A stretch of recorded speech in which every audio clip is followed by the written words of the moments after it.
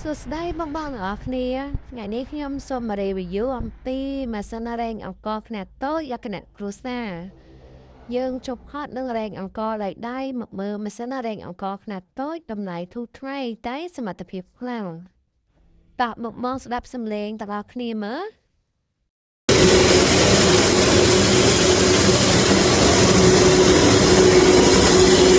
នេះពីបំបងមានរែងយកអង្ករដើមឬគេហៅថាអង្ករពេញគ្រាប់និងទី2ញែកបំបែកចង់អង្ករចាញ់ឬគេហៅថាអង្ករ3កំណាត់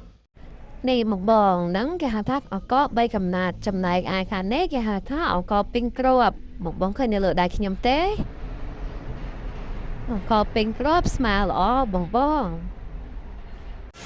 ម៉ាស៊ីននេះមានមុខងារមួយទៀតបងអាចក្លឹងជាមួយនឹងម៉ាស៊ីនដែលផ្ទាល់ដោយមិនប្រើជញ្ជីងក៏បានដែរបងមានចាប់ពី25គីឡូដល់45គីឡូតែខ្ញុំអត់បើកទេដោយសារតែអង្ករយើងត្រូវការច្រើន